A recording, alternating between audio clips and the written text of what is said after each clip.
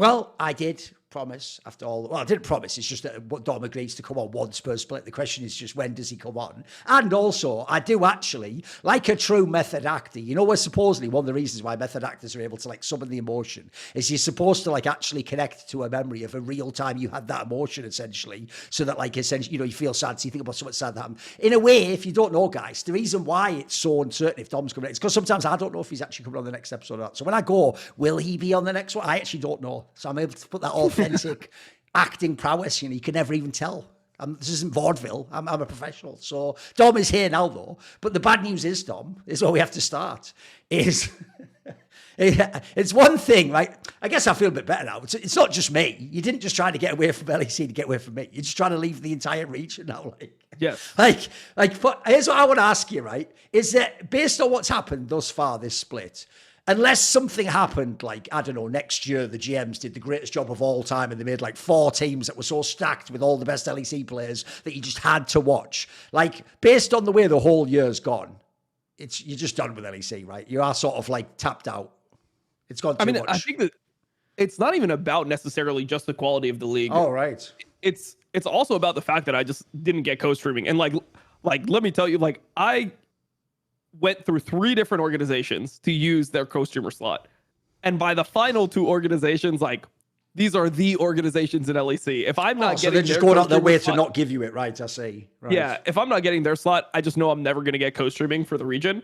And for me, it's like, if I'm not enjoying watching the region and I don't have co-streaming, like, part of the reason why you do it is for selfish reasons, right? Yeah. For your brand. And obviously part of the reason why I still do LEC is that even though my viewers are more realistic, I mean, I don't think you stick around as one of my viewers if you don't like the truth. Like, if negativity brings you down, like, I'm not sticking around with my stream, you know, you're going to watch somebody else. But like, my viewers are more realistic. So even though like LEC is bad, a lot of them are still European and they're still going to watch it. It's kind of like you stick through the league, through the bad, so you can really appreciate the good. Same way for LCS this year. I think LCS has actually had a resurgence in terms of like the quality of the content. Like, I actually just enjoy watching it more.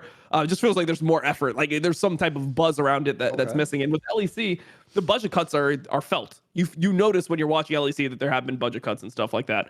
And the fact that it's like, I've put in so much time to the region and there's no benefit that I'm getting. Like, it's actually my lowest viewed content by far. It's it's like killing my stream borderline. Like, I'm fucking sitting here with 2,000 viewers. Last year, you know, I had like 7, 8, because the difference is now other people have co-streaming. When no one had co-streaming, it was a whole different ball game, right? Like, then it was like, okay, now we're all on the same playing field. I'm not playing the same game as everyone else now. Like, I'm getting blown out of the water by anyone who can co-stream.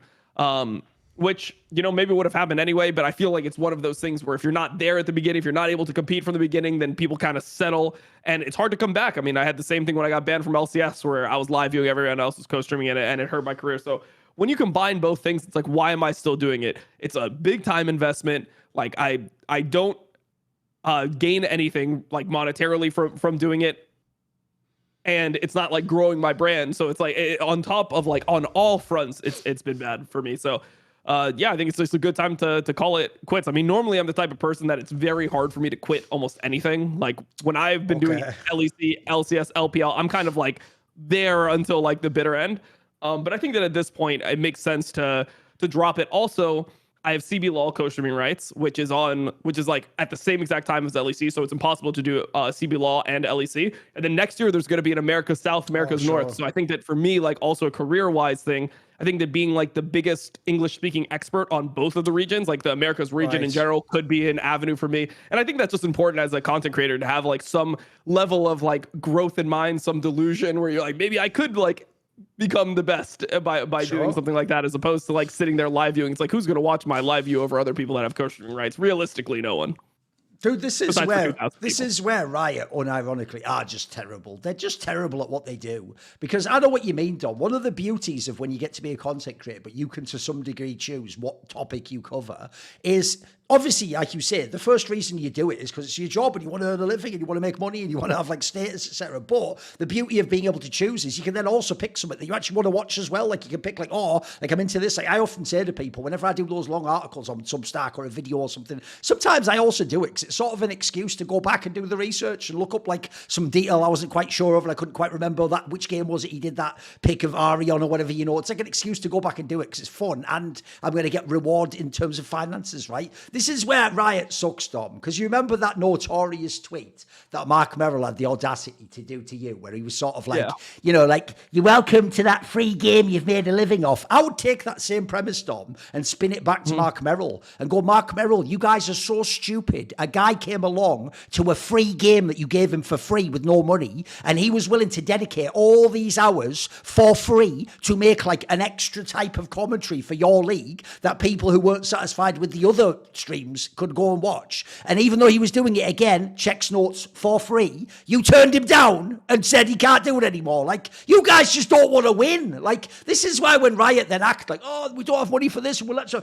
Bro, you can't even take shit that's free. In this analogy, that's like someone's just saying, like, well, there's a bag of money on the floor over there. You're like, yeah, but I don't like the writing of like the dollar sign on that bag, though. It looks a bit too edgy for me. It's like, you guys, you can't win, mate. You can't win, Riot. Like, why are you like this? Why are you... Because whenever they do it to any person in any major region, or the worst ones, obviously the international tournaments, when they don't give some like big core streamer who's put in the whole year's graft, like Worlds or something, it's like, what do you guys just hate your own game? Like, surely for the health of your own game, you'd want something like that. Because I even feel like, Dom, they can't even use the angle on you anymore, that you're like edgy in any way. I actually think compared to like, first of all, how you were like 5 years ago, but also compared to the other people, like everyone else is roasting people too. I don't think you even really have particularly that much drama nowadays. Like the drama's more like fan stuff. It's not really like people in the scene. Like even that Jankos one was like a storm in a teacup, as we say in England. Was it a real drama? You know, it was like 5 minutes, wasn't it? You know.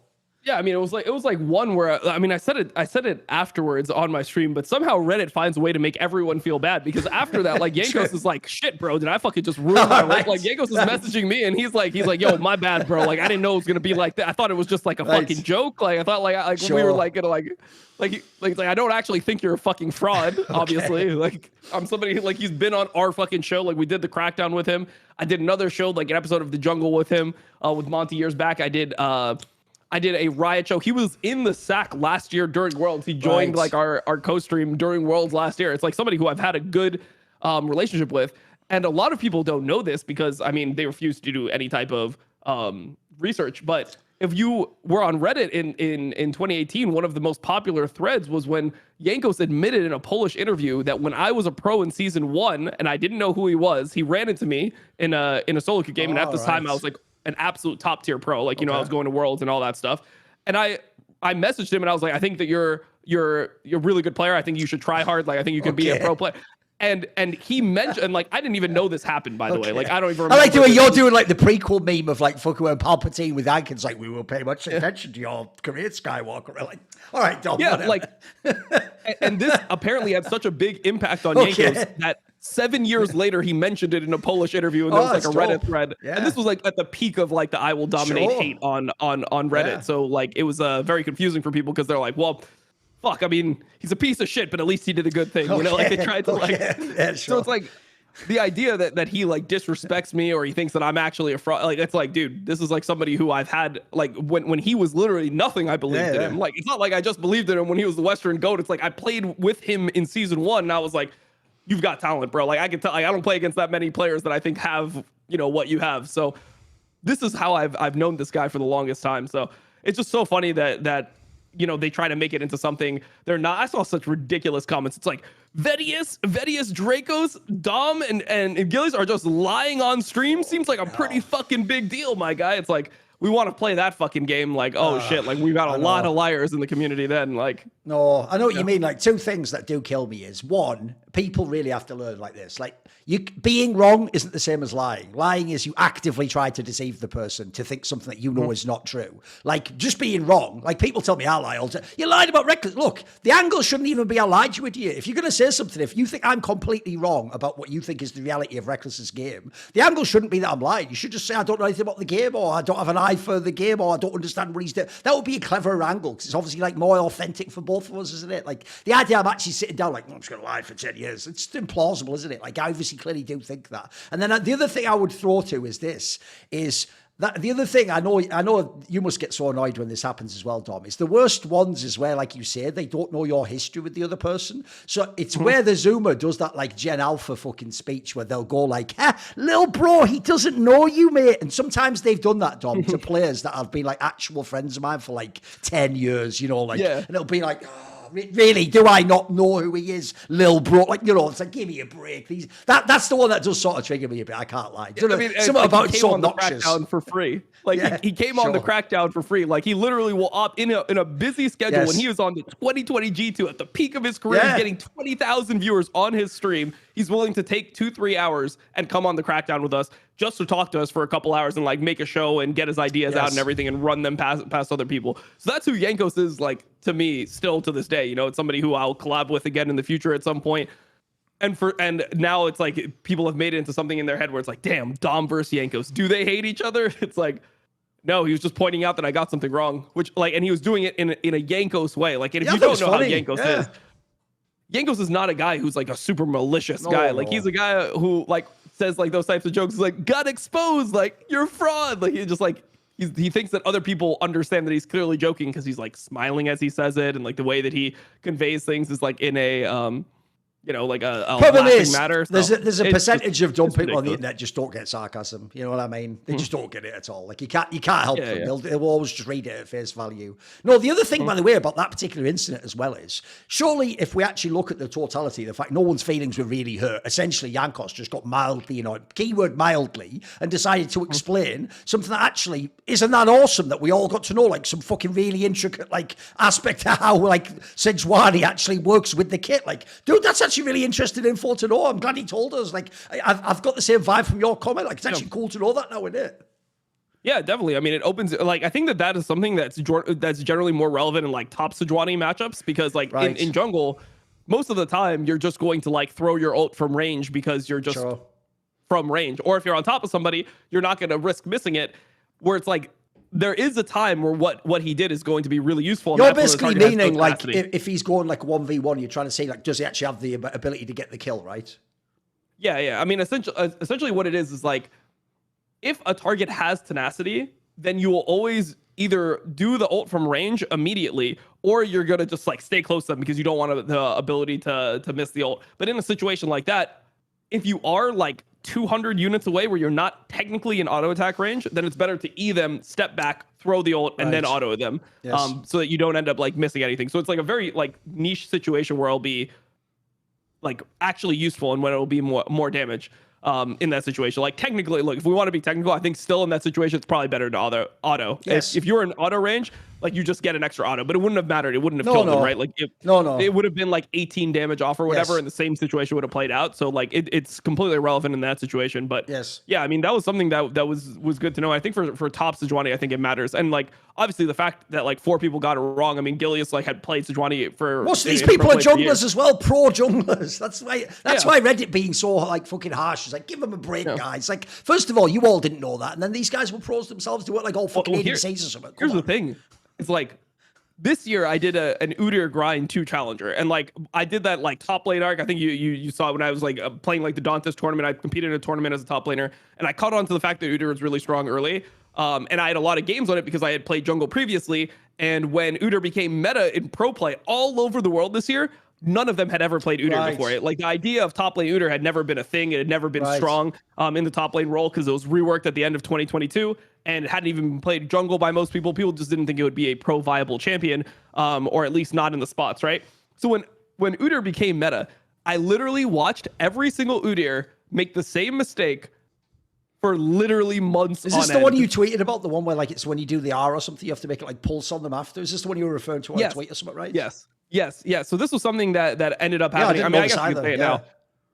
But like Finn messaged me afterwards because I mean the reason why Jankos did this is because he went and he watched my live view afterwards, and a lot of pros actually do. I wonder why they do that, by the way. Like I wonder if I'm just like fucking completely incompetent. I don't know what I'm talking about. These players that are playing in LEC will then go back and watch like what my commentary on the game was or like what my criticisms of them would be. But I remember like Finn messaged me afterwards in one of these games where he's like, dude, I've played over 100 games of Udyr. I had no idea what you were just talking about. Like, so when you press R and like you do the awakened R, which is the storm that travels, when you auto attack, you get a pulse of damage within the storm. right? So it's like extra damage. And this is like every trade, people were missing over 100 damage in every single trade, because intuitively, when you auto attack, where you auto attack, the storm is going to gravitate towards. So a lot of people feel like, oh, I shouldn't auto attack because it's going to change the direction of the storm. But obviously, if you're playing versus a competent player, they're not like an AI who's just going to sit in the storm the entire time and just take the damage. So like when they're on the edge, it's better to pulse the storm a couple times to maximize the damage that you get on them in every single one of the trades. So this is like something that I watched for like years, and then people made it seem like it's like, dude, he knows nothing about the game. It's like there's a reason why like people are actually listening to what I'm saying most of the time. And this is like the same thing that happened before. I mean, if I make any type of mistake because it's Reddit, it'll always blow up. But I think that most of the time people have to realize that no one is going to know everything about this game all the time, because the game just changes so much, number one. And there's just way too much information. Like everyone will mess up things. I mean, we had the famous one where Clid didn't know his Q had an execute on it. He's like the best Lee Sin in the fucking world. He's like borderline, like he's on the verge of winning worlds. He doesn't even know like his Q has execute. So, I mean, it is what it is, bro. Like no one's going to know everything about the game. That's just how the game is. It's just too much information in it. No, it's even why, like I told you, like one of the mad examples for me is I normally never try to be like the person who's going on about like the mechanics of the kicks, not my style of watching League. Like I'm more watching players and historically how they perform and stuff. But the one I always remember was when it was in 2022 and they had all those Lucian Nami bot lanes that like Europe was just butchering all the time. Bro, I've watched like some of the best supports ever. Like Hillesang was doing this. Like, bro, he didn't even know, like no joke, what someone who would have played like 200 gold games of Nami would play. Like he was doing stuff like fucking the ult up stuff and doing it at point blank and stuff. Like really, again, like stuff where, again, this is where Reddit's got to stop doing this thing, Dom. I've always said this. One of the weirdest things is even the way they model game knowledge to me is so bizarre, because they do it almost like it's a linear progression, and it's almost like they think of it almost like in video games, like a bar that powers up to 100%. And let's say in this analogy for them, Faker is 100%, you know, he's like got the ultimate game knowledge. Then what they act is like everyone has to do the same 5%, 10%, 15%. So their logic goes, you know, the first whatever, 10, 15% is like these champions. But that's not the way knowledge works at all. Knowledge is more like I think it's like a horizontal field. And it's more like some people who are even pros have just done a tiny little bit of all the different parts. Some of them have gone super deep. Like the obvious example here, Dom, would be, it's why actually people like Power of Evil probably did get underrated at times, because people would be like, they're only going to play 2 champions. And it's like, yeah, but he's like Adam. He's played that champion in every fucking matchup ever in solo queue. And then in the case of Power of Evil, dude, he'd have done like 10 different item builds as well. And he'd have like all this extra tech. So it's like in that scenario, it's not about is he the best fucking like Victor player in the world. It's about like what is his particular like knowledge based on that champion. Maybe actually on that champion, maybe he's better than fucking Crown, even if Crown's mechanics look better. I feel like, because there's a great saying they have, I think it's in Japan, where they say something like nobody is smarter than all of us. And it's the idea that like even if you yourself were the smartest person, there'll be someone who's way less smart than you who has some info you don't have. So I think this whole idea of like if someone's this good a player, they have more knowledge than the guy who's not as good a player. That's not even how knowledge works, for fuck's sake. Yeah, and then also I think that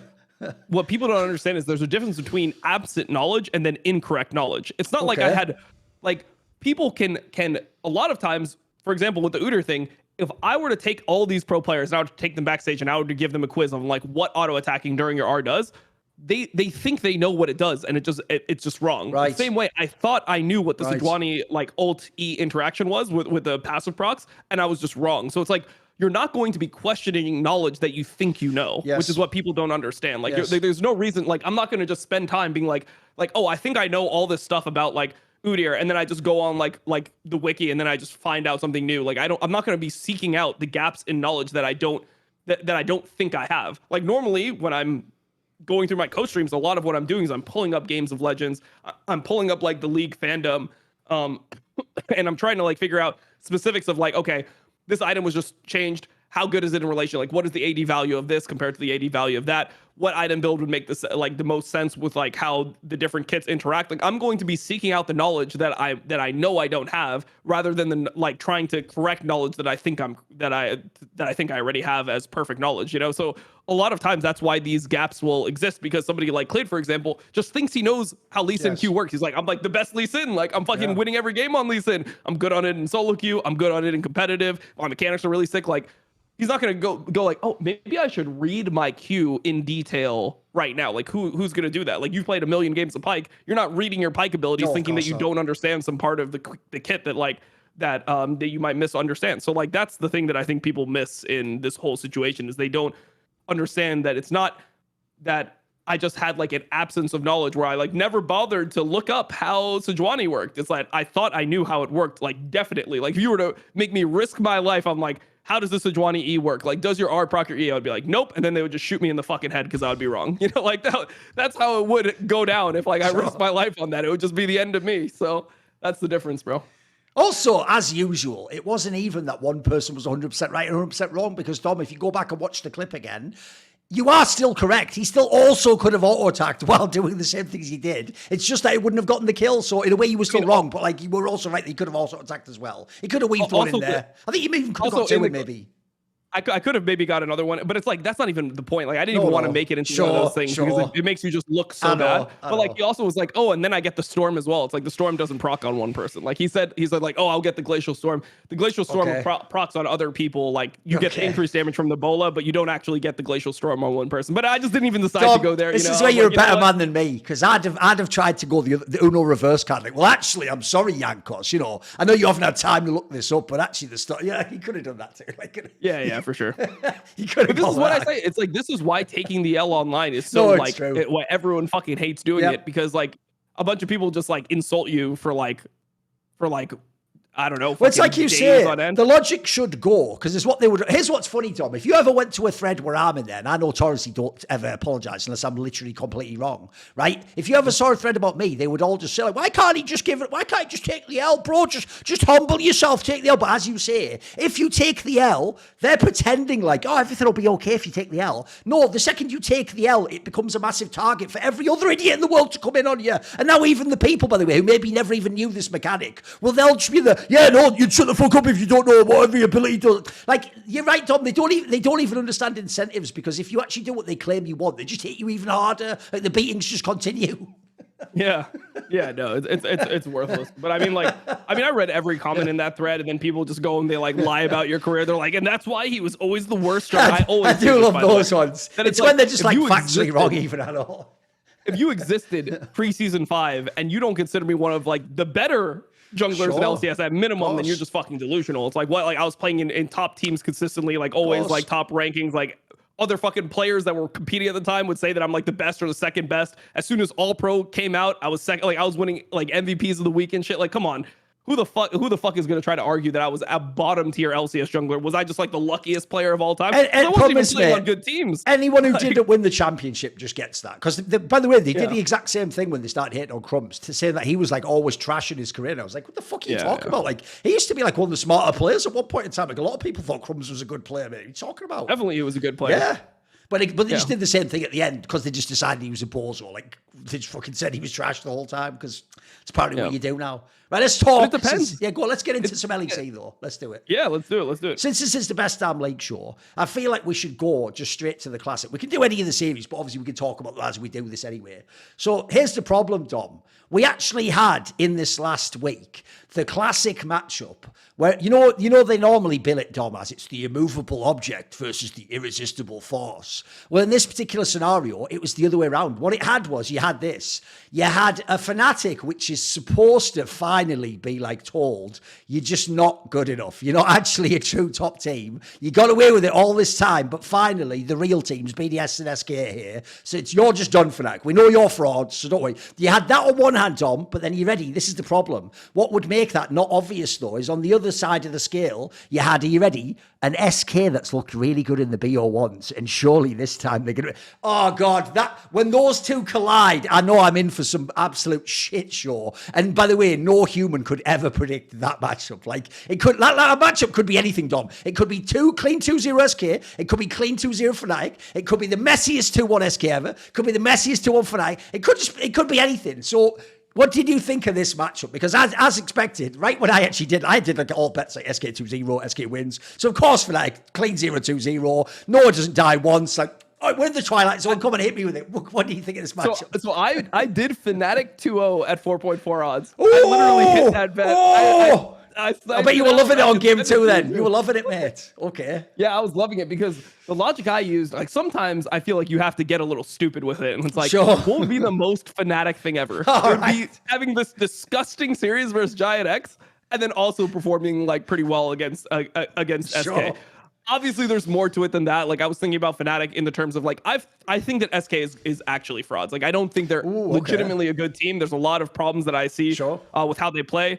They're essentially the same team as they were before. Yamato always says this, but I 100% agree. They're the same team they were before. Their bot lane is just better mechanically. Like Exakick doesn't get caught and lose the whole game anymore, and like Luan is just a better player than DOS.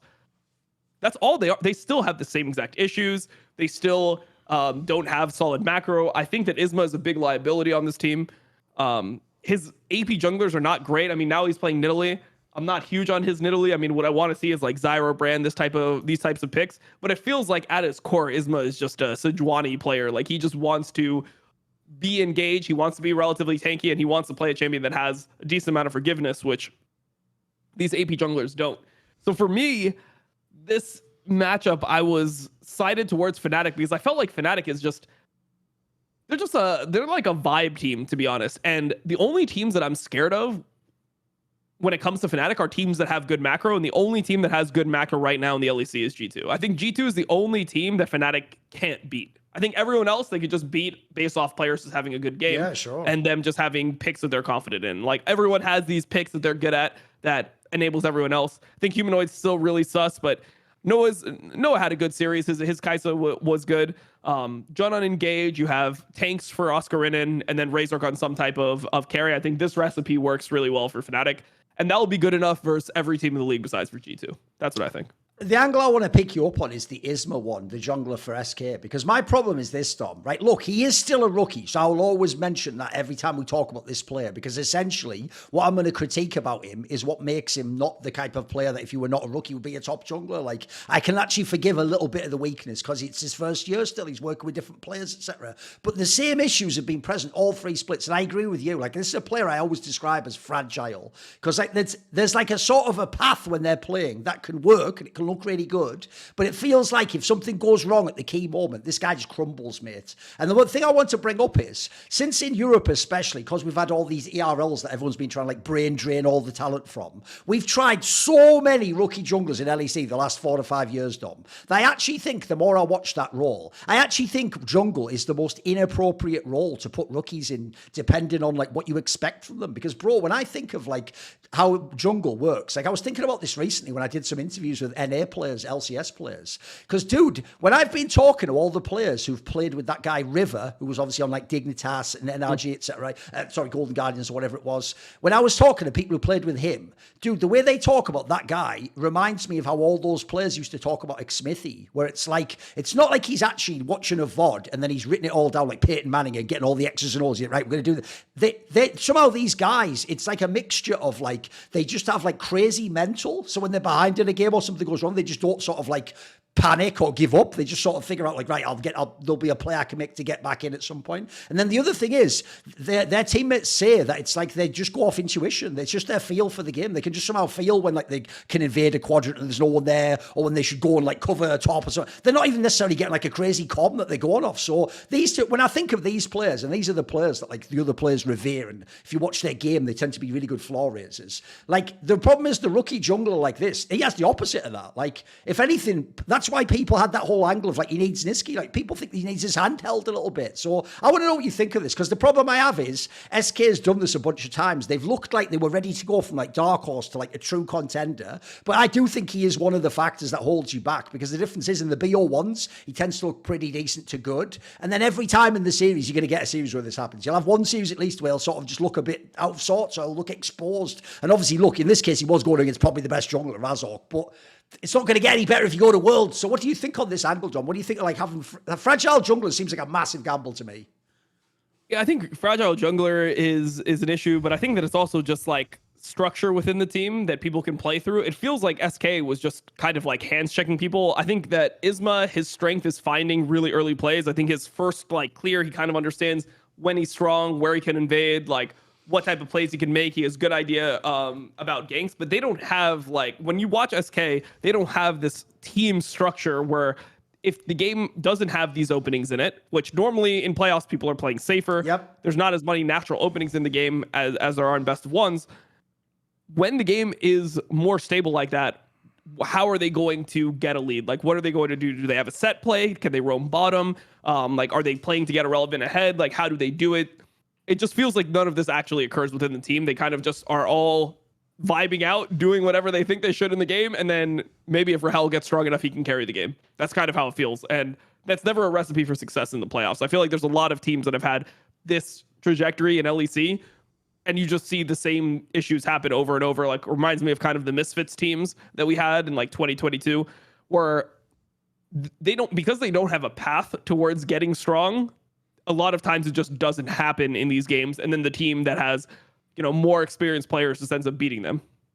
Because I will isolate one play. At the very beginning of the SK Fnatic series, you had that play where Isma came into the mid lane and there was like a 2v2 fight. And SK at one point, like, first of all, they just get like the kill, I think, on Humanoid. Then they like could have gotten the kill on Razork and just gone 2-0. And they fuck it up so badly, it actually ends as a 2 kills for Fnatic and only the first kill for SK. And in this, what's mad about this play, Dom, if you go back and watch it, is Isma clearly is just going all in the whole way. He's trying to go for both kills. Niski like watches the first kill, then like doesn't follow him, then follows him late. And so what's weird about this, Dom, is that really, to me, bearing in mind, remember, like, I know they win, this team won't be speaking French, but they both, in theory, should be able to comm with each other. Like, that just looks like you weren't common at all, which is weird because people, like I said, were bigging up the idea that like it's going to be the best thing for Isma. Like, him and Niski will be like on the same page, you'll be like mind control. Like, actually, sometimes I actually think like they don't even have that great a synergy always, mate. I think that angle's been overblown with this team.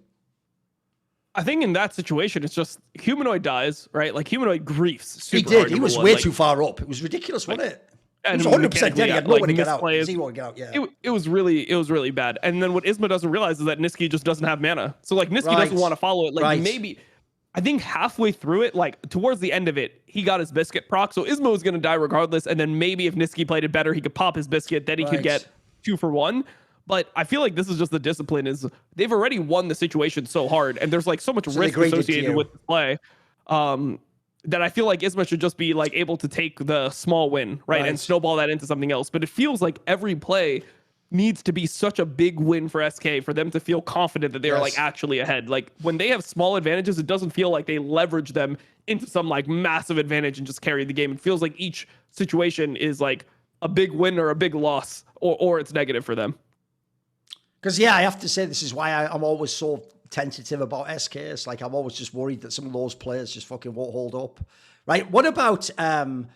do you actually think... I've got an angle for you. I think an obvious topic to bring up about SK, because people haven't really done it specifically, is... I also think, by the way, the Ryle recruitment, to me, I do think that the world has changed since like 4 or 5 years ago, Dom. You know, when like the RL system first came online, the take was... I mean, obviously the famous example was Gorilla when he came to that Misfit Super Team. The take became, unless it's like a guarantee that the Korean player is like just cracked out and amazing, or it's someone like Bo where they just look like they have mad talent. The premise was, right, you should just try the European player. Like, why not just stick with an ERL player or someone you've already got, and etc. I actually think I would start to go the other way on that now, Dom. I think if you look at some of the names, like Jun is an obvious one.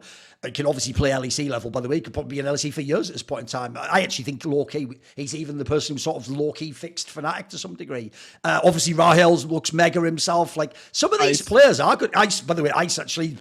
Has he ever... I don't know if he ever has a bad game, mate. He just looks like his flaws impossible. It's like the most stable player ever, isn't it? Like, these players, like, actually absolutely deserve import slots. Like, I actually feel like I'm going the other way on that, Dom. Like, it's more like the other way around. And I'll go the other way. If you've got a really guaranteed banger from ERL, bring him up. I'm going to go the other way, though. If instead you can just get what looks like just a solid LCK player, actually, depending on the position, that looks like it is a good move. Like, I've sort of gone against the tide on that one. Like, what do you think on the import topic? It's really interesting because the whole idea of getting the ERL player is supposed to be that you can develop them. But what LEC does consistently is they just pick up random players for one split or half a split or whatever, and then or like 1 year, and then they just kick them. It's like, how many different LEC or like ERL players have moved up into the LEC? Like, I mean, just off the top of my head, it's just like just junglers, right? Tink, Schlatten, Douglas. Like, this is all just in like the last like few years. Like, there's so many players that get these opportunities. And then they just get kicked like the second anything bad happens. I mean, Linkus is now in. We'll see how long that lasts. There's so many of these players that get these opportunities, and then there's no development. It's like they don't believe in development at all. They just want an ERL player that's good immediately, And if that player's not good, they just try to get another ERL player, and they're hoping that they just hit the next big player who's just insane from ERLs. But there used to be development. Like, development used to be an idea within the LEC, and I feel like that is like completely gone. These players are just picked up, and if they're not good, they're gone. Like, I'd be very surprised if Frescowy is in LEC obviously. next year. Yes. You know? I mean, like, my joke for him is his big problem is he's not Spanish, mate. So he's shit out of luck, and he like... Yeah, I mean, Zweiru, like, I don't know if this guy's going to stay. Probably not. It just feels like there's a lot of players that shuffle in and out. I mean, Mercer was in for a little bit. Now he's out. I mean, we had Czech a lot for, I mean, just off the top of your head, there's so many players that are getting like short amounts of time within the LEC and then they get kicked immediately. So I feel like the GMing just needs to be better. Like, when you talk to coaches about those old teams that were brought up from ERL, there was like reasoning behind why this team was brought up together, or like what type of players they were getting. Now I feel like they just want their player to be good. It's like every player is the same. They don't have strengths, weaknesses. There's no like genius GMing about them fitting into teams that make sense. Just, is this player good or not? Oh, he's not good. All right, then he's fucking done. That's how it works every time. So if that's the case, and you're not actually planning on developing players, and you're not, and you're just looking for like who is the best player right now, then yeah, just get a Korean then. Because I feel like the obvious segue we can do there is it just perfectly presents itself, Thomas. Let's talk about Mad Lions. Because if anything, Mad Lions is actually the end state of the philosophy that you can just develop talent and bring it up. Because remember, the reason why we were all supposed to be idiots, Dom, when in winter actually Mad Lions went all the way to the final, is the reason we were supposed to be idiots went like this. People were saying, what you're doing is you did too reductive an analysis. Yeah, you were just looking at the players, and what you didn't understand is that core played together in ERL, so they're going to have like experience and communication, and you know what? It lasted one split. Like, they were right, Dom. In the short term, they were actually right. It's just the problem they didn't understand was... split. Yeah, it wasn't very long either. But the worst Yeah. part about it is, once that went away, and not only was that not like a massive strength, at the end, the joke is, it's like in the end we were right, even though we were wrong, because we were wrong about that synergy angle. But in the end, it did just come down to, are the players good enough? And the players aren't good enough. They just turned out actually not to be actually the cracked out players everyone hoped they were. And as you alluded to, by the way, the obvious move for Van Lions is, again, strip the team out and pick 2 or 3 players and rebuild. Like, you're just not going to keep this 5-man lineup. Whatever, like, start it had, that's long gone now. That's like 4 months back now. It's ages ago. And this team is fucking pretty bad right now.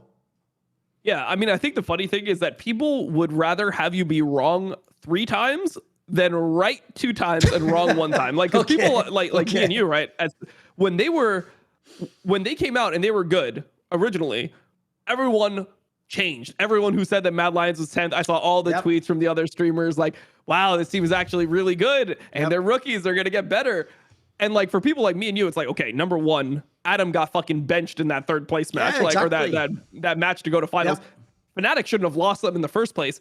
And they're crutching on like a bunch of these utility champions. Like, this has not been the meta for a long period of time. Like, before we had Jinx, Zeri, Aphelios, like these were the champions you needed to be like this carry player. And the whole reason that I thought Mad Lions would be bad was that I didn't think they had the firepower in AD and mid. That was my whole reasoning from the beginning. And when they had that good split, I said, this is the best Mad Lions will ever be. They're going to fall off. And that was the same thing. That was, oh, you can't take the fucking L. You can't take the L. But isn't that better to just be like, oh, no, I actually still believe in my analysis of the team. No, I'm with you. And you're consistent through spring, consistent through summer. They're going to make season finals based off their points from winter. Yes. They're not going to do shit. They're not actually like, it doesn't feel like they're the 6th best team in LEC right now. And if they are, then it's more of a cause of the other teams that are supposed to be that, like Giants. Okay, maybe you're better than Giants and K-Corp. The whole point is they're nowhere close to being competitive with the top teams, and this team didn't grow at all. Like, the whole idea of getting these rookie players, if anything, it regressed. Yes, they regressed, and they can't play a lot of the stuff that's in the meta right now. Like, that is just what it is. They were good when they could play utility, when their carries could cover themselves. Now that we're in a meta where you're playing these stable top laners, Merwin no longer has this huge champion pool, this advantage that he's getting every single game. He's not this X factor anymore. He's kind of just playing Renekton or whatever is decent for the game. Cassante, he's just playing these like weak side top lane champions, not getting big leads or anything. For Scowy can't play a damage dealer to save his life. And when you watch Super and Frescowy with a 10k gold lead, these guys put out so little damage compared to other players in the league. Like, when you watch Noah this week, Noah was leveraging his leads. That's why it was such a good Noah performance. Like, he was actually auto attacking. He was dealing damage. That's what you need to do when you have these types of leads. And when you watch Super and Friscawi, they're up 11K, 12K gold. Enemy team is like such an easy comp for them to play into. They can't get it done. It's just the most vegan performances we've ever seen from carry position. So for me, man, I think this Mad Lions team, like, they're exactly what we thought they would be. And sure, you can have a good form. And here's the other thing. Let's not pretend that they were just dominant the entire winter split. No. It was really, they just had they had that good playoff run towards the end. Dude, in the BO once, they were touch and go. There was loads of those games they could have lost. Yeah, I remember they could have lost to Carmine Corp and the teams everyone thought was shit. Yeah. They had very weird games. There was 2 games specifically that I thought they should have lost that they ended up winning. Like because they just clutched it out. So that's like 2 games. And what were they? They were 5-4 in 4th place. Like that was nothing. And by the way, you're definitely right about the playoffs. Every series was like a fucking miracle. It was insane the shit that they were getting. Like, dude, the whole thing is, I'll say this, right? The most obvious player that was never going to make it was Friscovi. He just had like 1 or 2 games in that playoff run that were like really memorable. Like he had like an Ari game out of nowhere. Like he had a couple of games in your brain. You just go, hey, that wasn't bad. But like that guy, he hasn't been there for splits now, mate. He's not even close to a good mid laner. The Alvaro one's a really sad one. This is also why, Dom, the team is fucked. Because the structure of the team that you were supposed to believe in from when they made this particular lineup doesn't even work right now. So think how they used to play. They used to play, right? The logic of the team, remember, the premise, the origin story in a comic book goes, this is who El Yoya wanted. He knows the coach, and these are the players he wanted around him. And they're going to play El Yoya League of Legends in a way, presumably in the past, he didn't like the way Niski played League of Legends is the inference, right, from the past Mad Lions team. So you look at the team, right? That team played where El Yoya, it did look like he had a game plan. They used to cynically mega gank the fuck out of bot lane so that Super and Alvaro were ahead, and then you would allow Alvaro to make these plays and to link up with them, etc. Right? Dude, they can't even do that. And El Yoya's still the captain. He's played shit this split, by the way. And Alvaro just looks like half as good a player from Winter. And the irony is, it's just, like you say, it's just like sort of toothless Super trying to do a bad 1v9 impression, which doesn't work, by the way. Anyone who wanted to tell me that, like, my boy Upset's dog shit at League, but Super's the truth. Bro, like, we could pull up the pro views if they existed, but, like, there's levels between these players. Like, you know what? Even when we're talking a minute about Upset, yeah, he might be a little fucking gun shy because he's so fucking traumatized by being in all these teams. But I'll tell you what, you give him a Zeri, he'll still carry that game, mate. I don't always know with Super. You can give him 3 kills. I don't know if he'll carry a game sometimes. So I think the whole team just looks like... The joke is if they began the year as a unit, they're fucking individuals now, and it's bad, mate. It looks really bad in that team environment. Yeah. Where's the structure? Like, it doesn't feel like there's been any improvements. No. It's not like they've gotten better macro. No. From the beginning, if you think about who they were at the beginning, they were a team that, like, had these really good early plays. Yep. You felt like Alvaro... They were always getting ahead early, yeah. They were always ahead. He was making so many plays all over the map. Merwin had his, like, unique counter picks, so they would get ahead, and then they would, like, generally close the game. It would look a little shaky. They would have, like, one catastrophe a game, but they would generally close the game out and they would win. That's how they felt in Winter. The whole idea of progression is like, okay, that's your baseline. What about all the other aspects of the game that you're consistently fucking up? What about, like, not having these catastrophes? How about we have some good Baron setups, some good vision control? When you look at how that BDS core progressed last year, for example, and how they got better and they became like this good macro team, they played around Drake consistently. They always had good Drake setups. They had some type of identity. And then you compare it to this Mad team. The Mad team is just like, they're kind of like hype players. They can make some big plays. They can get themselves ahead. They can be clutch in certain situations. But the macro is their biggest enemy. And they've played what? 12 games now? Something, I guess they played 2 times, 14 games now, and they've thrown over 2 10K gold leads. 2 10K gold leads in 14 games. That is insane. That is They've been involved with some really bad games too, this LEC split mill. They've been in some nightmare games, for both teams. How do you not win that game versus BDS? How do you not win that game versus BDS? BDS can't play worse than that. You can't have a bigger lead than that. You have all the picks too. You have all the power picks and everything. That draft was horrible from BDS as well. Like, they have nothing. They just have like a random Ice Jinx. No, I'm with you. That series is the one that, as you say, even when Mad Lions gets to the season finals, no one can believe they can go to the final or do anything. They can't. This team cannot go to Worlds, bro. It's not even plausible. It's just not. Like for all the shit I just gave SK would murk this team in a best of 5. What are we even talking about? you know? Right, what about this then? Well, the good thing is, Dom, they are playing in the lower bracket. Carmine Corp. So I want to know what your thoughts on this matchup are, because I'll tell you what, Dom, even though I'm not the biggest Carmine Corp fan, I do think people are doing this thing with the narrative, which sucks, which is there's no point connecting this narrative to past splits. It's only fucking upsetting Targamas. Like, it's a completely different team to me. So I treat them as a completely different team. And I actually find by doing that, Dom, I feel like I have a way better read on them. Like, they're clearly nowhere close to the flaw of the old fucking team. Like, funnily enough, they also don't always get the same crazy, like, early leads that the original team in Winter did. But it's a way better squad. Like, even though I don't think Karmine Corp is good, like, put it this way, I actually favour them to maybe steal this bottom one. I think maybe they win like 2-1 over Mad Lions. What are you thinking of this matchup?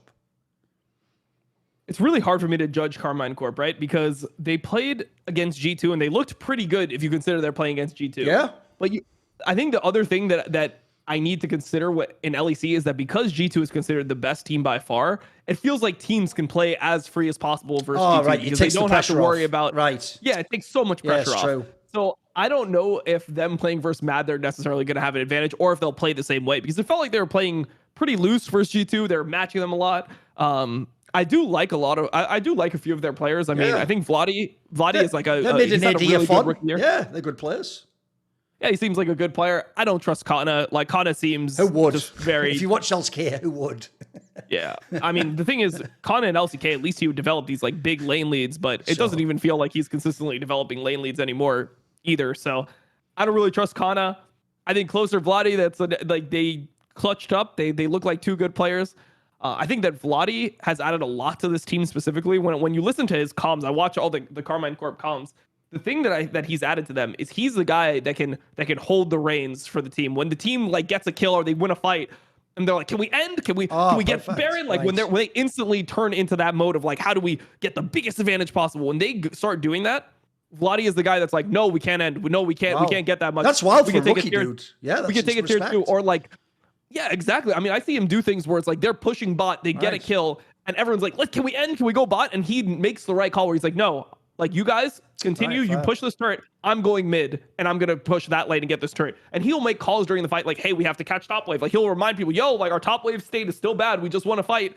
Don't get too obsessed or don't have this blood rage where you feel like you need to keep on fighting." He's like, "No, now we got to get our waves." He gives them this level of restraint that they didn't have before, which is so important for this team because they had no one making those calls before. Essentially, it was like Bo saying what he wanted to do. Everyone was like, "I don't know, maybe we can do that." And then like, if it didn't work, they're like, "Oh, it looks bad." That was the fucking extent of their comms. So now they have somebody with a global map-wide mindset where he's considering things that are not just on their fucking screen, which I think is really nice. That being said, I have no clue. Like Karmine Corp versus Mad Lions, I don't know. I mean, it's a really big match for KC, and I think that's the hard part is the pressure is going to be really on them. Because if they lose this best of 3, their season's over, right? Like they don't get season finals, anything. They need to win no matter what, where Mad Lions has not as much pressure because they are guaranteed to go into the season finals either way. So I think that this is something that could work against K-Corp because they do seem like in most pressure games the entire year, K-Corp has looked bad. Like if you go back to, like previous splits, but even just like the players that are still within the team, it feels like this team, I'm not sure if they have that like clutch factor to win a series like this that's going to be pretty hard. The one thing I like about Karmine Corp as an overall team is, believe it or not, it's actually the reason why the signings were kind of underwhelming. Like when they made these signings, there was no real world where it ever came together amazingly and they became like the third best team and went to World Storm. That was never even really on the table. Like as far as I can tell, the mission was one, just start the transition to next year. Like clearly they're just preparing the way for the Kalist guy to come in probably, right? And keep Targamas and Vladi. Like, and then you decide what you do with jungle and top at that point in time. Maybe you keep jungle, who knows? But to me, the one upside is every player they signed, with the exception of the Vladi guy, because I hadn't played in LEC, like Closer and Canna, are such absolute known quantities if you've followed World League for the last 5-6 years. So the good news was, I actually did think when they signed these players, actually all these players look like they can coexist. Like the way they're going to play, like Canna's never going to be played too hard top all the time, because again, he's not going to be the god carry. So we're not bringing him in to be Summit on fucking Team Liquid and C9. Like you're bringing him in essentially to just be like Korean Alfari, like just do what you can in lane, mate, and then just like we'll see what happens in a team fight maybe. If you look at this team, it's actually quite cynically made, but in a way that I think works for a roster construction. Like the obvious angle was, how good would Vladi be? He actually has been sort of one of the revelations of the split. Like if you think about it, right, this is his first split. He's already at the level that like took like what Jackie's like 2 splits to get to. Like he's already doing it. He's already having the pop-offs. I'm with you. He can be in this team. Also, you can see tell you what, mate, when you got all those fucking French players out, upset magically looks twice as good. Yeah, it's not old upset. Like I said earlier, mate, I do think on some level, he will forever be in that forgiven camp, mate, where when you've been in too many teams where you can't trust your teammates, you almost model League as a game where you don't have teammates, if you know what I mean. Like, I feel like players like him not only can never fully commit again till they know the teammate's good, but sometimes they even get so fucked up when they get better teammates, they just think of like their teammates are going to be like an even better version of the 1v9 bot game where it's like, right, just like stay out my way, just let me get the champion, just peel a little bit, but they can never like do the full commit that you'd want from like the LPL ADC where it's like you have to put your life in their hands, because that's the one thing I do think holds back this team is like, I feel like if you could like hypnotize Upset and do an inception move on him where you just incepted the idea in his mind, like, you can trust your team. Basically, Dom, I want to have that scene from Good Will Hunting where Robin Williams has that scene with fucking Matt Damon where he just keeps saying to him like, it wasn't your fault, Will. It wasn't your fault. And then eventually, like, all the emotion comes out of him because he had like an abusive father or something. And he's able to finally sort of like let it out, Dom, and realize, oh, it's safe, you know, I feel vulnerable, but I'm in a place where people are going to, I feel like I need to have that like discussion and break Upset. Because, bro, I actually feel like if he just committed and even if he looks stupid, he could die, this team could win more games, mate. Like, I don't even think it's that terrible a team. If you look how bad the LEC is once you get to sort of positions like 5, 6, 7, 8, bro, this team, if they got it together, they could make the run. They could be like 5th or 4th. It's not implausible. It's sad that that's like how everyone has to frame it. It's like with how dog shit the LEC is, they could maybe be 5th even though they are terrible. It's true. Like, it's true. How when you put it like that, get, man, like, Jesus, well, it's like what you said earlier. But it's like what you said earlier about Mad Lions, dude. I can't even really give them praise for not being like in the relegation spots because it's like, yeah, but the question isn't did you do something good? It's like how fucking bad are Rogue and Vitality? That's the immediate inference, isn't it? You can't even like give props to the team that made it. I know what you mean. The first thing I thought is like, how bad is fucking Vitality? The Mad Lions is through. That's even what I thought. Yeah, no, it's super fucked up. I mean, K Corp, yeah, maybe they can get. I mean, what, it would get 5th, 6th, and then that, like, even if they win this, they still are not making. No, logically, SK should get him. Surely SK gets him in the next one. You know, just seems logical. They better. Like, and we can't be letting K Corp and Heretics get top 3 in this league. Come on. Like, it can't happen. It really just can't happen. I refuse to let it happen. Not least like, because, I'm by the way, Heroics, like, for real, if Heroics get any decent placing, what does that even imply about GMing in this league? Like, that team should be impossible to win a best of 5 against anyone. It should literally be impossible, Dom. They have, like, 0 firepower. Like, in fact, you know what? 0. We'll do that. We'll skip to that. Let's talk about Heretics. Because, bro, this is where you know Heretics, even they know they are in the deepest pile of shit ever, Dom.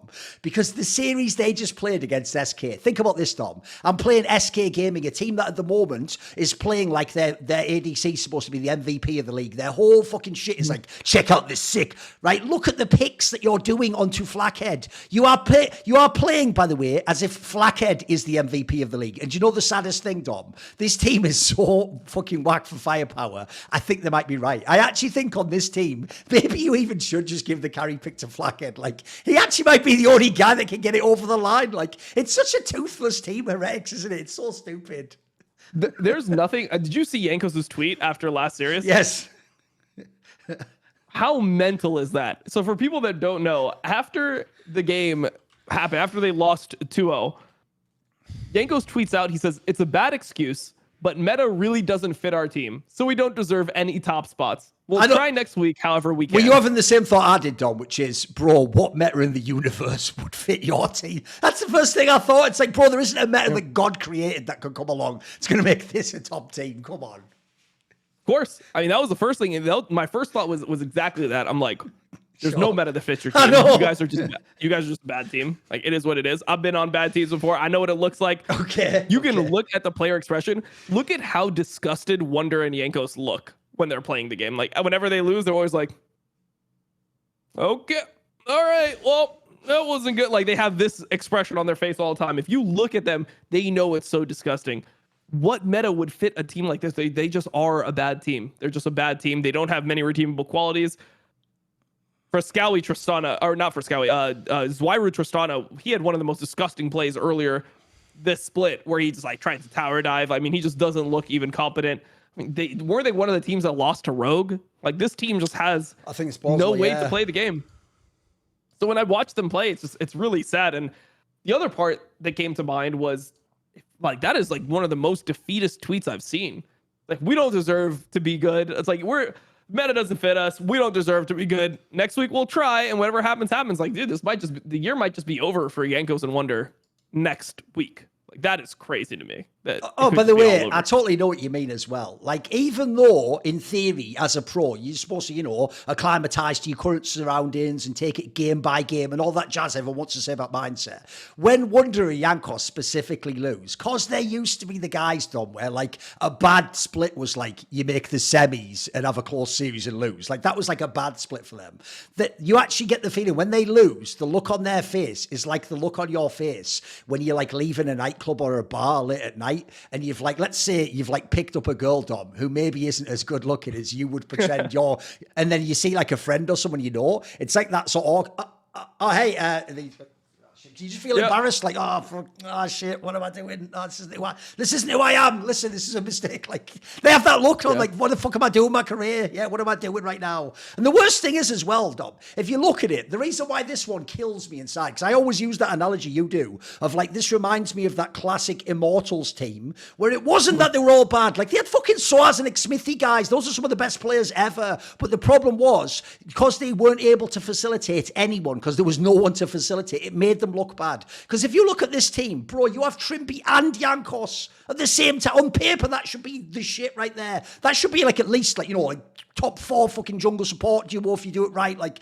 that's like the basis of a really good team. But where's the fight? Like I say, Flackhead is the firepower, bro. Flackhead is the carry win condition. And he's a weak side top laner. Exactly. This is just one of the worst GMing jobs in history. You have 5 weak side players. Nice. You drafted 5 weak side players. It's like, well, congratulations. Now we can get nothing done ever because no one's ever ahead enough. Like, bro, I feel like if you take this team and then the Vitality roster, you can make like 2 actual real teams out of those squads. You know what I mean? Like, you have all these fucking like carry players like Fortor and Kazi, but then like it's so stupid. It's so stupid the way like.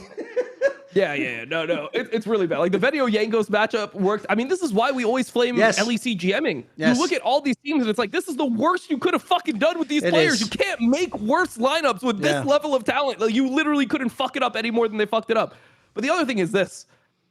These guys, the worst thing that happened to these players on Team Heretics is that Perks got benched. Yep. If Perks didn't get benched, they would have all, like, he took all the aggro for this team. It was like, oh man, the other players are fine. It's just fucking Perks. It basically a mix of that and then the fact that Zveru guy just only on his ear in those playoffs in that last split looked like after that literally allowed them to like write a whole split off. Even though, by the way, at the end of the split, they still didn't do anything. So like they made like a run. They still like lost it like 5th to 6th or whatever the fuck. Like they didn't make like a deep run, but you're right. They got a pass for a split because every Perks hater got to go like, good, he's trash anyway. And then they were just too high off the court on supply. Yeah, I'm with you. Look, I would rather see that version. At least that version, like, look, Perks was running it down, but at least it felt like they could win unless Perks ran it down.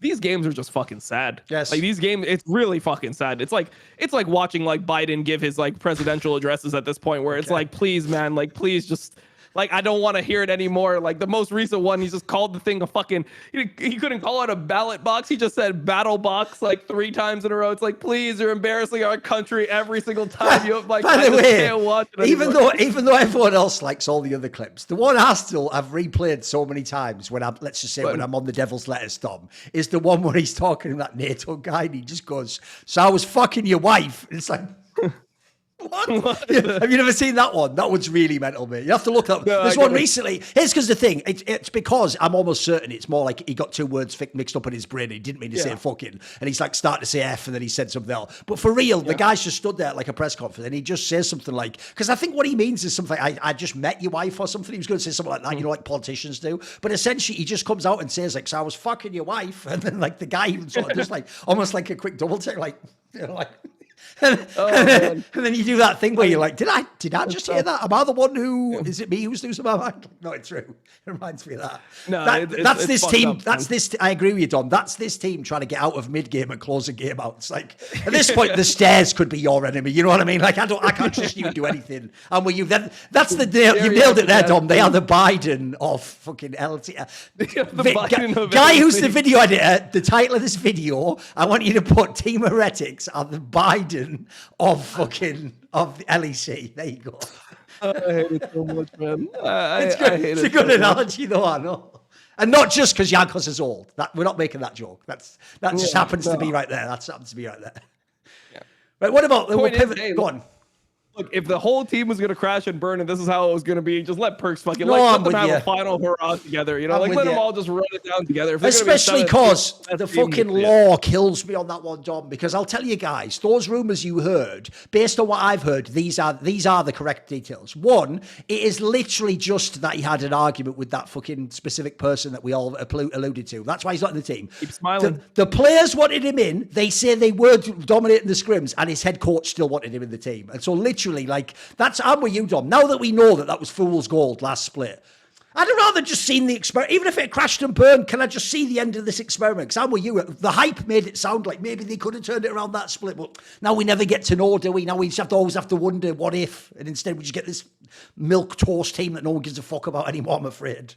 Yeah, I mean, it's another job of the thing is that they don't even plan the moves, right? Like Zweiru doesn't make sense in this team either. Like, what's the point of losing Perks to get Zweiru? Like, if they had Vladi or they had Jackies or they had some kid with firepower, then maybe it would make sense within the team. Yes. But he's another weak side player. Like, you've somehow just done like the worst possible roster moves that you could ever do.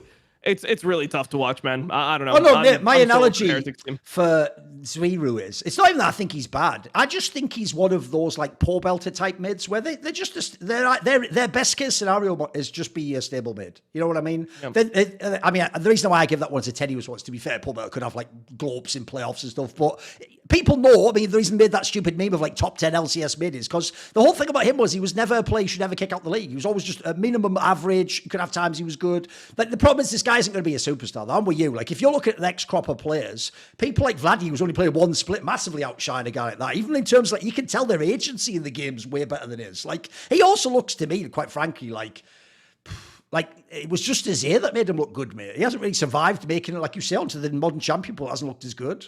Where's it? Remember, the one thing you're supposed to tell me about the rookies and the young players, Dom, is they're supposed to practice it all the time. They're the ones who should always have, like, the viable champion pool. So where is it?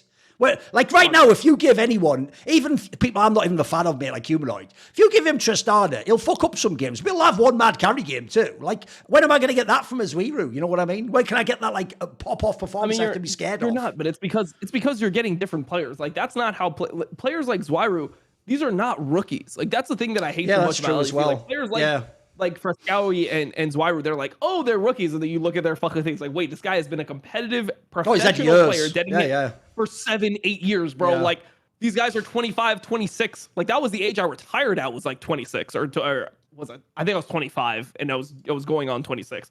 That's the age that people retire. Oh, man, in Korea, that's when you go to the army. Yeah, it is. Yeah, for real. And like, these players have just existed in ERLs for this amount of time, and they have all the competitive experience. They know what it's like to play in a team. They've played in teams for years, but they just don't have that attractive level of mechanics where you're like, oh, this guy could potentially line up against somebody like Caps, against somebody like Humanoid. I mean, I don't know, bro. At this point, we just need Nemesis back in the fucking league. Like, if I'd much rather have him than some of these guys. No, I'll take you on that one. Listen, obviously, I'm not going to take like Nemesis over Larson. But I'm with you. If we're talking about some of these people, like, because I'm with you, Dom. The dirtiest thing they did to Perks was the way it was framed by. This is one thing I'm sick and tired of, Dom. I always call this out in Counter-Strike, but I'm going to do it in League as well. Stop fucking giving recommendations to other people for their teams when you're on a team and you would never do that. Like, it's actually bad faith, Dom. You know this thing they do where whenever one of the teams like cuts a player, they go, oh, but he's such a great player. Any other team would be glad to. So why do you want him then, you fucking rat? If you're not willing to put your money where your mouth is, why are you telling other people to sign a player? It's like you break up with your girlfriend and then you're like, she was a perfect girlfriend. She's the ideal, great in every single way. It's like, oh, so you broke up with her for no reason then. You just broke up with yourself because you hate yourself. Because here's the question that's obvious, right? The obvious, because you know when this guy got promoted, people didn't treat it like, oh, I guess Perk's really fucked up. They're making the academy jungle come in. No, what they did is they all said, well, Zweiru's been waiting for his chance for years. He deserves this. The org owes it to him. And it's like, no, because if that was true, Dom, then they should have replaced Perks with him anyway.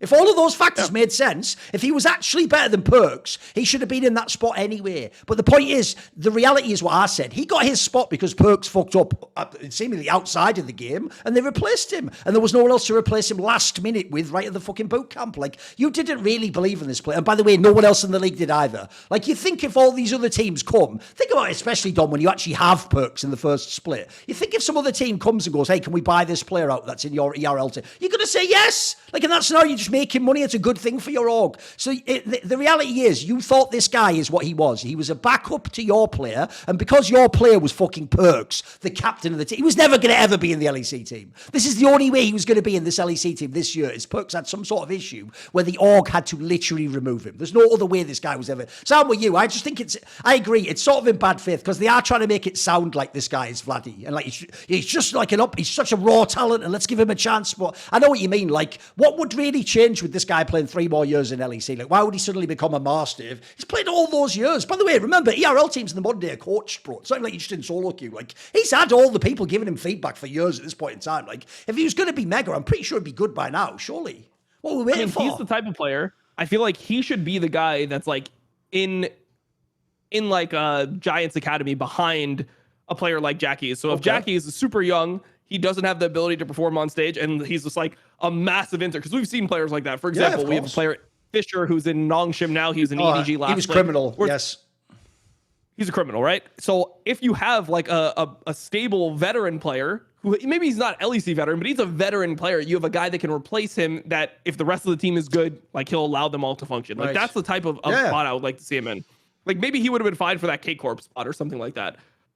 But in this team, it makes literally zero sense. And it's just another failed jamming job. But I mean, I also don't understand. Like, the GM has an argument, unless Perks did something really fucking egregious. Like, I don't know how you let a team who's actually like thriving in the moment, or they feel good and they want to play together and they have good vibes. Also, this was the plan for the entire year, right? This was the plan. You've got the old G2 core. The boys are back together. Yeah, they're like, maybe not as good as they were before, but they did have that synergy. They have that belief in each other. We're going to see how that... And you just signed Trimby. Like, you haven't even had this lineup in the LEC yet. Yeah, I know. Yeah. It's ridiculous, isn't it?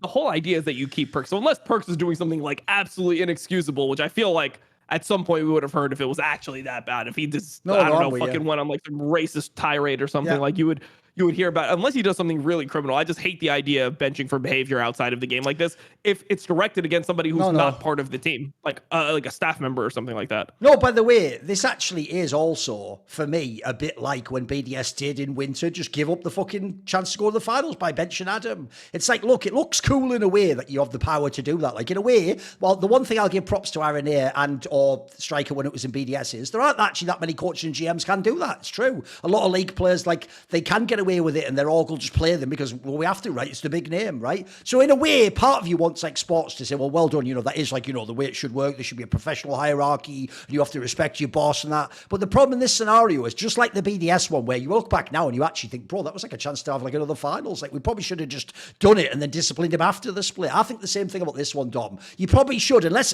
literally he essentially said to Aranea something mental like, I hope your kid dies or something insane like that, right? As long as it was just something stupid, Dom, like they were arguing about how he was practicing or, the setup, or maybe he, like, I don't know, said, get this player out of here, whatever it could be. As long as it was something like mild enough. I think the actual move is you just play out the split and then you have some sort of mid, like off-season scenario where you can approach this and see, is it an issue? By the way, also then if he plays badly and he was rude to you, then you've got an even better reason to bench him, right? At that point, you can even bring the other guy in. I agree. Actually, it's just the way it was handled I don't like. I'm not a fan of the way, like, it feels like they cut off their nose to spite their face, as you say in English, Yeah, I mean, it's also the slowest turnaround. Like, I don't really consider I don't feel like in most situations there should be roster moves between winter and spring in this LEC format. It's like you have like 2 weeks and then you're just back in it. I view that as just the same, like, it's just split 1 and split 2 to me. There's like summer and then there's like the first 2 splits. So I don't even like that many roster changes unless they're super necessary. In the first place, you, bro, I almost even think of the winter split like you used to have in LCS with lock-in. It's like you're just testing the rosters out. No one even knows who's good yet. Like, who the fuck knows? Definitely, it's the least important split, which means Mad Lions are even more fraudulent than we've been saying this whole time. Holy fuck, okay, they really suck. There's another title, another editor. Mad Lions prove even more fraudulent. Okay. Every week they're getting more and more fraudulent. How the fuck did it happen? Right, there's obviously, though, another match. Now we can talk about GiantX, because Heretics plays GiantX in the lower bracket. I'll tell you what, mate. Good luck picking who wins that match, because I have a really hard time. Look, the one thing I have is this.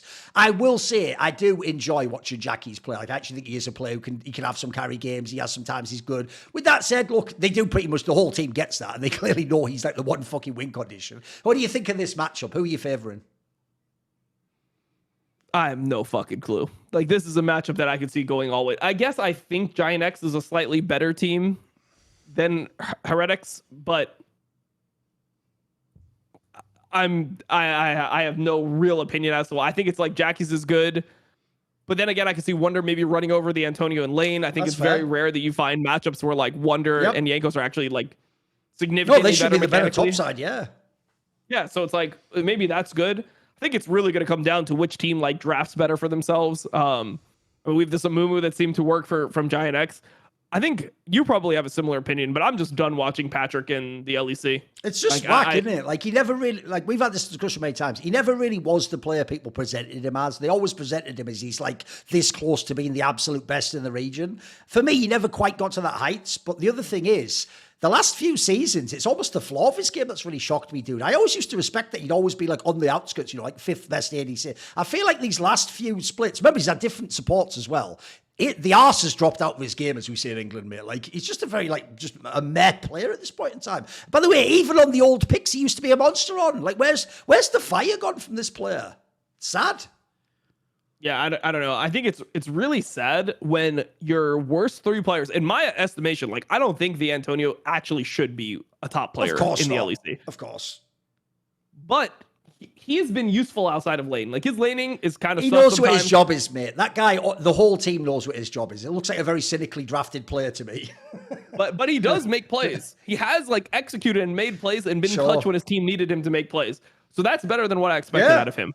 I literally think that he's been the second best performer over the entire split after Jackie's. I think Jackie's is good, and then it's like the Antonio has made some good plays. His laning is not great, but he's still fine. You know, some of his recent lanes have been worse than his lanes earlier in the split, but he's still been fine and stable. And then your worst 2 players are like your mega veteran that you've been building around for like 8 years now. Like, I don't even know, fucking since 2020 or some shit you've been building around Patrick. You've been building around this guy so fucking long. Him and your 2 imports are your worst players on the team.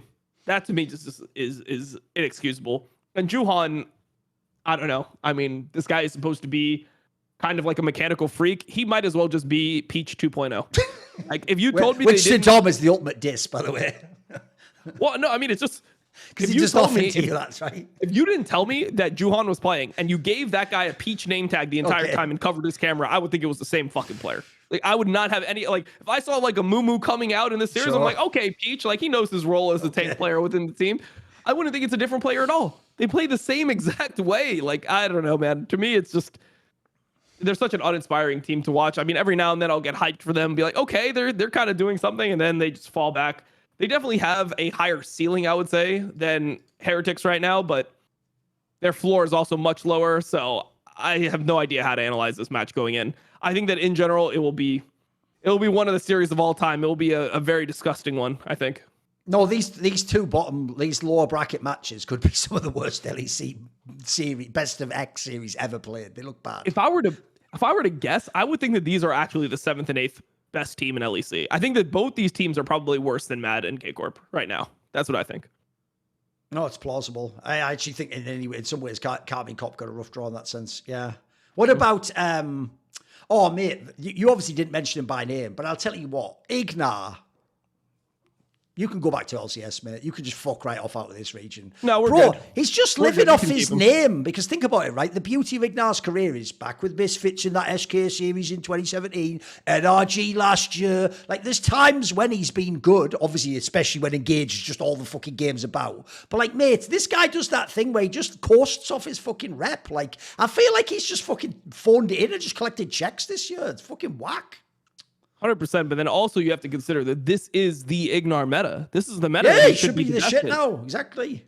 If you're in a Leona, Nautilus, Rakan, Rel meta, and Ignar is still bad, yeah, what more do you want? Exactly. Yeah, what champions pool do you want to? Again, on the Jankos angle, what meta would fucking suit this team?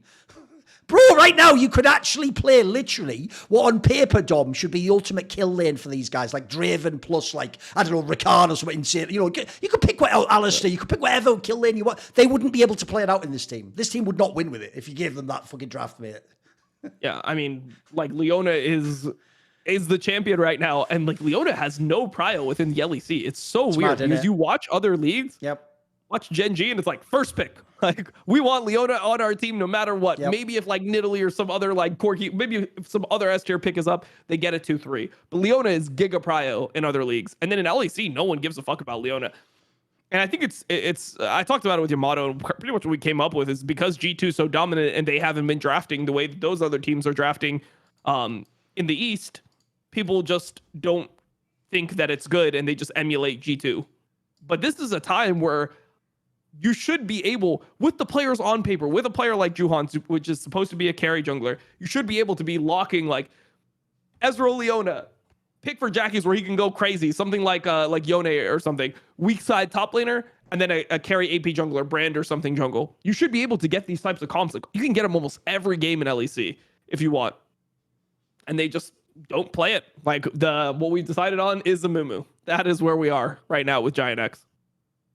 Right, let's talk then, because a way we can talk about BDS is obviously no one knows yet who they will play, but it looks like they're again going to do the old low bracket run and maybe they can go to the finals, right? The problem is the upper bracket was so unconvincing, Dom. Like that GX series, on paper, you're supposed to just 2-0. That's supposed to be easy, but this is why I even told people like that's a fucking sus series, the way that played out. Sorry, Mad Lions, that one I meant.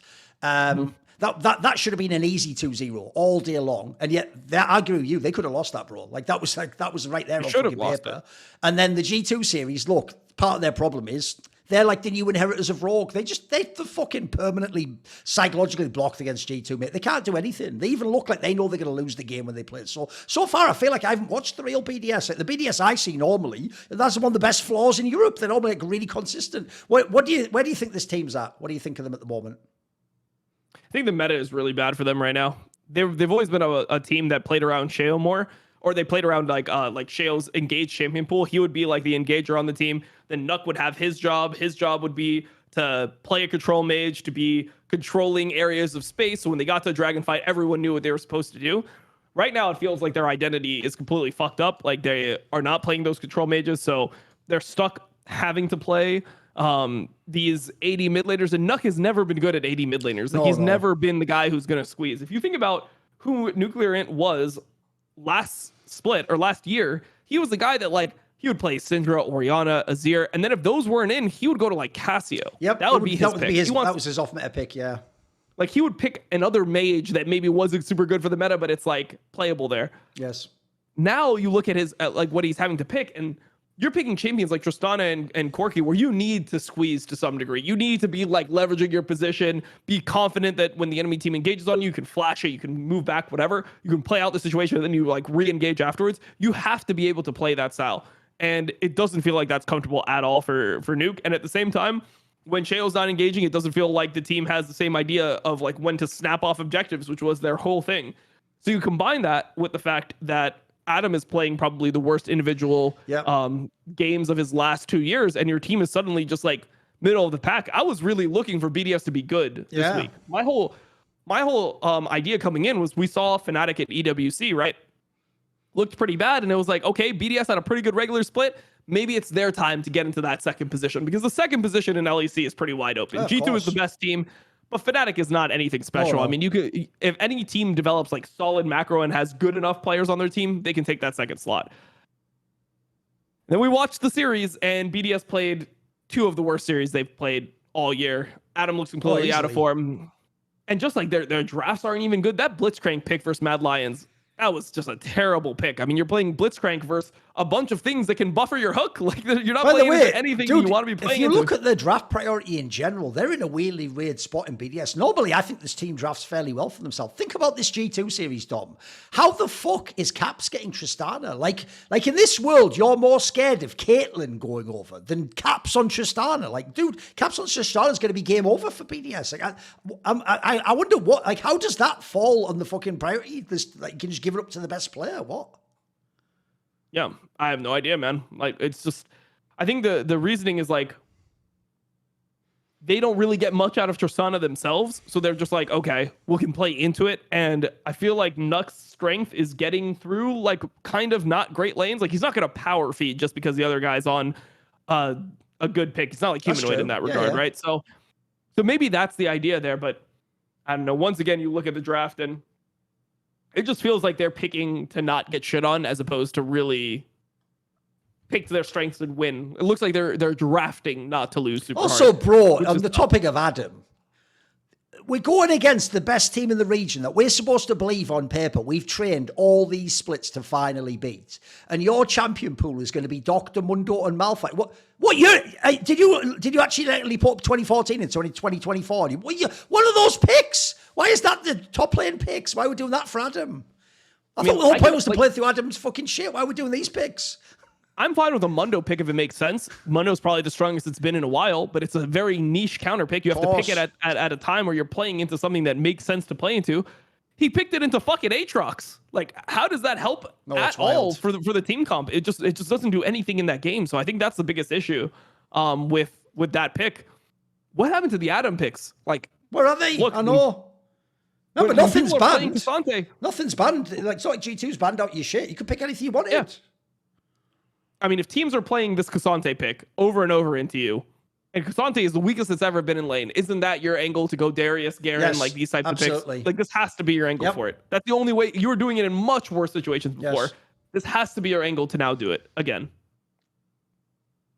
And then finally, all I'll say is, like, the guy I feel bad for on BDS is that Ice guy. Because, mate, this guy just performs. It's like he has the nameplate, so he just performs every game. Like, he doesn't seem to... He's the only one who doesn't seem to be aware this is G2, mate. He just did what he could. He got this area, he did what he could. He just couldn't 1v9 the game. What do you want? He's just a good player, isn't he? Yeah, he's solid. I mean, he just doesn't get anything to work with most of the time. Also, that Twitch pick, I don't even know where that came from. Twitch into Braum, like, that was just a disgusting... Like, I don't know. This team was so disappointing considering, like, what... I expect them to go to Worlds, right? They should be top 3 and go to Worlds. Yeah, absolutely. G2, Fnatic, BDS, probably. Yes. But if they go to Worlds and this is how they're playing domestically, how are you going to have any confidence in them doing anything in that tournament? No, that's what bums me out, dude, is I've said every other split that I didn't want them to be. Like, I thought actually it was good for them that they didn't get to go to MSI last year. I mean, at Worlds, they were a bit sus, obviously. I think if they'd gone to this MSI, they'd have gotten dunked on. The problem is, I actually hoped that now would be when, like, things would sort of crystallize and come together and show up a bit of their weaknesses. Ice looks better and better and better. Adam had, like, the period in winter where it looked awesome. Like, the problem is now you're heading into the stretch where we're going to get to Worlds, and this team looks like they would get absolutely booty blasted if they went now, mate. They would get murked by, like, put it this way, this is where people have to actually be real and give Team Liquid their props after EWC and MSI. Bro, not only can Team Liquid beat Fnatic, Team Liquid would beat fucking BDS, I think. I think they would dust them off, mate. Easily. I mean, I want to see Team Liquid versus G2. I want to see them play a best of 5. Like, I don't think that there's, like, a massive level difference. And the thing is, TL has gotten better over time. TL has gotten, like, it feels like they have made very significant improvements that are obvious and they make it game to game. I don't feel like any team in LEC is improving. What team is improving in LEC? Like, SK improved because they got better players, but they didn't improve. No. Fnatic hasn't improved. BDS hasn't improved. Mad Lions has gotten worse. No one is improving except for G2, who is trying to improve versus teams that are playing the same or playing worse. How the fuck is G2 supposed to do it? It seems so hard to be G2 in this region. No, I'm with you. And then also, I made this point on when I did like one of my tailgate things with Kira. But another angle I have for you is this, Dom. Well, the problem I have with the G2 squad is, since now we're at the point where, because they've been and won all these splits, people are trying to compare them to the all-time great European teams. The one weird thing I think about this G2 squad is, for me, one of the reasons why they always win and are so unbeatable is because, especially domestically, they actually don't ever seem like they all play well at the same time. It's almost like every series, like 2 or 3 players pop off and then 2 players have like an underwhelming series. But it's just somehow, it doesn't matter which players. In this team, it's so good, you can win through almost anyone. But the one downside of that is, I do feel like with the exception actually of MSI this year, I've almost never seen them really get like a bunch, all the players feel like they had a great game or a great series. So the one problem I have with this team is, like, in a way, a strength can also be a weakness. Like, I'll even say for the bot lane, Except for last year when they had that insane Braum meta. Even Mickey X and fucking Hans Sammer almost seem to take turns, like who's good that day or not, if you know what I mean. Like, it's actually a weird thing about It's why, in a way, I sort of respect the fact begrudgingly that they can still be this good when the rest of the team seem like clowns and they should almost like go down to their level. They do stay clearly the best team, but there's still something slightly off about the G2 squad. Like, I like them at their peak, but there's something doesn't quite click for me. What do you think? I think that I'm fine with like them playing in like, I guess like with some variance in their individual play right now because they're like figuring things out, whatever. What I just don't like is their drafts and what they've landed on in this patch. It feels like what I want to see more of is that game 1 draft that they had. First K Corp, like I want to see more of those types of picks. I want to see like Leona, I want to see Brand, I want to see the AP junglers. I want them to really like dedicate themselves to the current meta. They do have one of the only junglers I feel like you can trust on the AP junglers in fucking Europe. They got one of the few ones who's a banger, 100%. And then this was when I thought that they would do it. I was like, okay, like this is a great meta for G2. You can play all the AP junglers that he was playing Lilia when it wasn't even good. A year ago, exactly, So right now, when you're getting these angles for it, where is that? Like, it just doesn't feel like they're playing the way that you want to see them play. So it's pretty tough in terms of their meta read right now. But I guess for me, like it doesn't really matter too much in the way I view them because it feels like they are a team that will go internationally and they have a formula for how they want to attack things. And that boot camp will really level them up when they start playing against better teams. So it's not like the best look that they aren't completely dominating the LEC, but it's not like if they were shitting on everyone and playing in peak form, I would think that they're that much better than they are right now. You know, it feels like it's very hard to show anything more. Like, as long as they win the league, as long as they're still the best team going into the Worlds, their first seed, they can kind of play how they want. They can have these off-meta picks and these weird games. I'm not going to fault them too much for it. Right. That was Dom. Next week, who will be playing the role of not Dom?